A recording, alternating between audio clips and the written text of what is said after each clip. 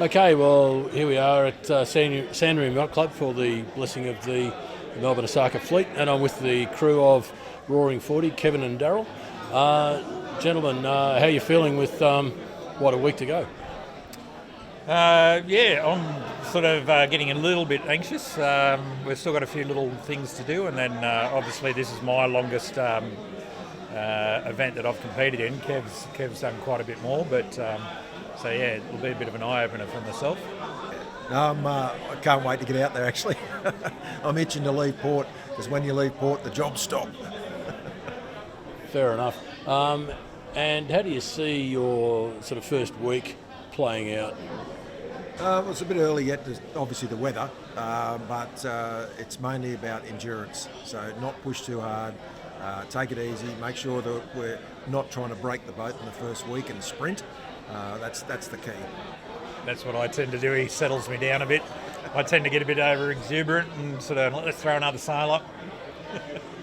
It's all about balance, I suppose. Yeah, that's the main thing. And it's good, because if you're both the same and we're both super relaxed, we never get anywhere. So somewhere between going hard and pacing yourself. Yeah, exactly. Was it send it? Yeah, send it when we can. But as we get further north, obviously, the sailing becomes a bit better. You've got the trade winds behind you. It's more on the quarter, and then you can actually just enjoy the sailing a lot better. So. Okay, and from the the physical and mental point of view, you've got a number of weeks where you're just going to be on and off shift, watch for 3 hours at a time. How do you feel you're going to go with that? I think because we're both defence members, with fatigue management and stuff is sort of part of our job anyway. So the big one with obviously doing a few Sydney to Hobarts together, we've developed a fairly good sleep pattern sort of stuff, and then Kev will recognise when I'm getting a little bit too fatigued and set me down for a little bit longer, and then vice versa. When I'm feeling good, I'll let Kev have a few more hours sleep. So so we have that typical 2 hours at night, 4 hours during the day as the basis of a sort of a watch. But you're right, when you might not be able to get sleep because of conditions, and it all starts to build up, and you feel good, and then your coast skipper is feeling really fatigued. Well, let them sleep for another hour, let them sleep for another 2 hours, and then they'll pop up a different person, and you can sort of manage it. It's got flexibility, I suppose. Sure. Fill us in on, you're sailing for a special reason this time too, aren't you?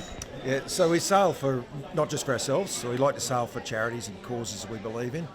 Soldier On was one of those early organisations that was non-government, and it was there to support veterans as they transitioned to civilian life that weren't as fortunate as us. So they've either got some mental health issues, or they have trouble transitioning into the workforce. So that's what Soldier On did. So we raise awareness of their organisation, and now they're sort of international, I suppose. They're very large, a lot of backing. So now we tend to focus more on Brain Tumour Alliance Australia. They are a group of volunteers like yourselves who just love what they do. They're either partners or victims themselves of brain cancer, and they help the victims and families and carers.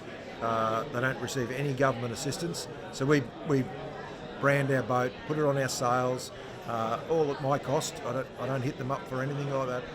And then we try to raise money through a website fundraising campaign, just to raise awareness of their work. And for this one, we're going to also bring on another charity. I'll let Daz talk about that one. So Pankind, Pancreatic Cancer Research. My sister was diagnosed with cancer, pancreatic cancer, back in March 23.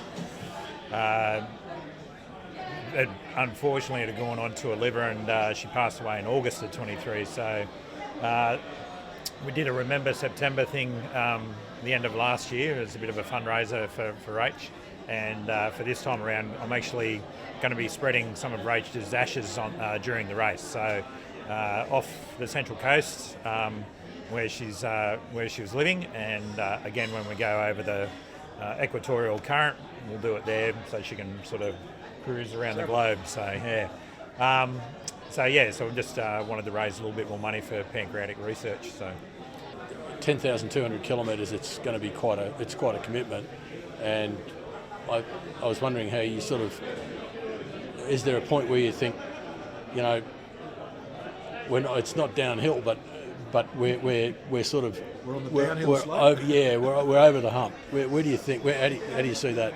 Backside of the doldrums. Yeah, I think once we go past Guam and sort of get that side, and you sort of feel like you're on the last third of the trip, I guess, and you're just aiming for to get through to Osaka, and I think it's that last bit.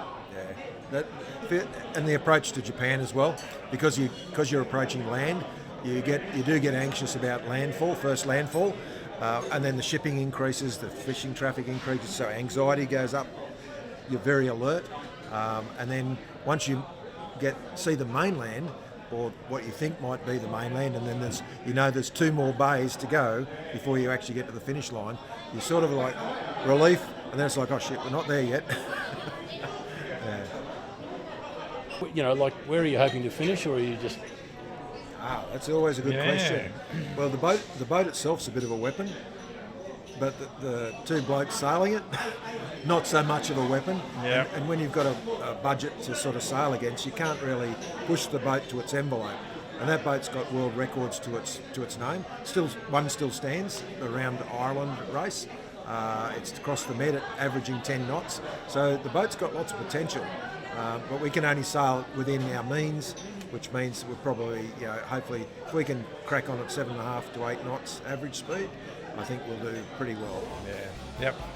Concur with that one, that's for sure. All right, gentlemen, thanks very much for your time, and all the best for your race. Yeah, no worries. Thank you.